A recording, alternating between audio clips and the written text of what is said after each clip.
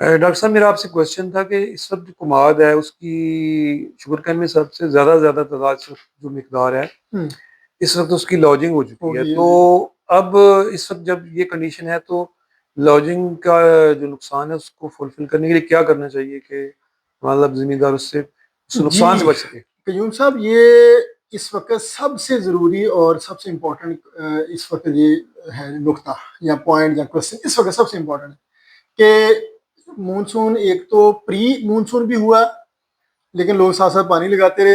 यानी हमें जून के एंड पे बारिशें मिली, जुलाई में सारे में मिली, अगस्त में भी बारिशें मिली, और डेफिनेटली जिसके ऐसे फ्लड भी है। तो लोगों का मेजोरिटी का शुगर केन गिर चुका है, वो लॉजिंग हो चुकी है। इवन चूंकि हमारी ज्यादा प्रैक्टिस है 2.5 फुट पे सोई, 2.5 फुट पे तो बड़ी बैड लॉजिंग होती है, क्योंकि न्यूट्रन हम पोटाश इतना यूज नहीं करते। तो 4 फुट वाले की लॉजिंग थोड़ी इतनी बेहतर, लॉजिंग इतनी नहीं होती, लेकिन 4 फुट पे अभी लोगों को अवेयरनेस नहीं आई।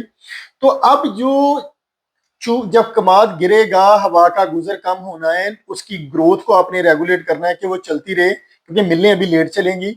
या तो वो हार्वेस्ट होके उसका गुड़ या कुछ यूज वगैरह के लिए निकल जाए, जूस के लिए मुश्किल हो जाना है, गुड़ बन सकता है अगर उसमें कण हुआ। नहीं तो फिर नवंबर के आखिर में मिलें चलनी है, और अभी सितंबर, अक्टूबर और 20-22 नवंबर, पौने 3 महीने का टाइम है, या 2.5 से पौने 3 महीने का टाइम है। और इतनी देर जो है ना, वो शुगर केन की रिकवरी बैडली मुतासर होगी, प्रोडक्शन भी बैडली मुतासर होनी है, अगर आपने स्पेसिफिक मेयर्स ना ली। कुछ लोग जो है ना, वो जहरों पे इत्तफा करते हैं जी, कि जी चूहे से बचाना है, गिद्दड़ से बचाना है तो क्लोरी फ्लड करते जाएं, फिप्रोनल फ्लड करते जाएं। ये कोई सोल्यूशन नहीं है, ये याद रखें। केमिकल का सोल्यूशन नहीं है, वो आप सॉइल को डिस्टर्ब कर रहे हैं, डैमेज कर रहे हैं।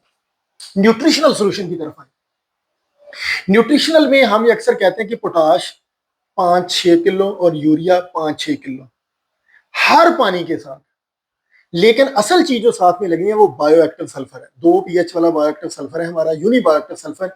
वो जब इसके साथ 1, 1.5, 2 किलो हर इरिगेशन के साथ 1 से 2 किलो आप फ्लड करवाएंगे, तो वो स्मेल उसकी क्रिएट होगी, पौधे की ग्रोथ नहीं रुकेगी, न्यूट्रिएंट की अवेलेबिलिटी बेहतर रहेगी। और दूसरा, ये पौधे के तने को स्ट्रॉन्ग करेगा, जिससे चूहा नहीं आएगा, गिद्धड़ नहीं आएगा। एक प्रोडक्ट हमारा यूनिबायोएक्टिव सल्फर, जो मैं कह रहा हूँ कि पोटाश और नाइट्रोजन के साथ थोड़ा थोड़ा फ्लड करना, साथ में एक दफा बायोसल्फर के साथ, दूसरी दफा जब आपने 5-6 kilo potash 5-6 kilo urea flood करवाना है, तो फिर आपको बायोएक्टिव सिलिका ऐड करना है। यूनिबायोएक्टिव सिलिका बड़ा ही शानदार प्रोडक्ट है, जिसमें सिलिकॉन, कैल्शियम, बोरान और आयरन और साथ में पोटाश है।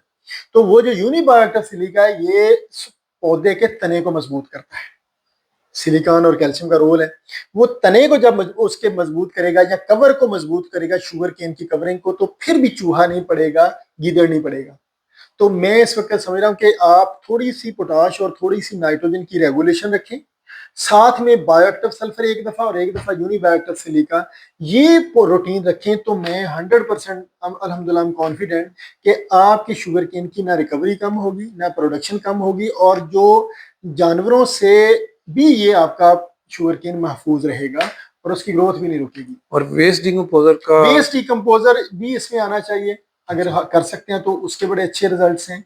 तो वेस्ट डिकम्पोजर भी न्यूट्रिएंट की अवेलेबिलिटी को इंश्योर करता है, सॉइल की हेल्थ को बेहतर करता है। तो वो अगर साथ चलता रहे तो बड़ा ही कमाल है। लेकिन चूंकि फार्मर थोड़ा सा बारिशें हैं, हेक्टिक काम नहीं की उसकी तरफ आएगा, तो उससे के लिए सबसे बेस्ट यही है जो मैंने आपको बता दिया, कि थोड़ी सी पोटाश, थोड़ा सा नाइट्रोजन, यूरिया, और साथ में यूरिया थोड़ा ही रखना है, पोटाश को थोड़ा सा बेहतर रखें, और साथ में बायोएक्टिव सल्फर और यूनिबायोएक्टिव सिलिका।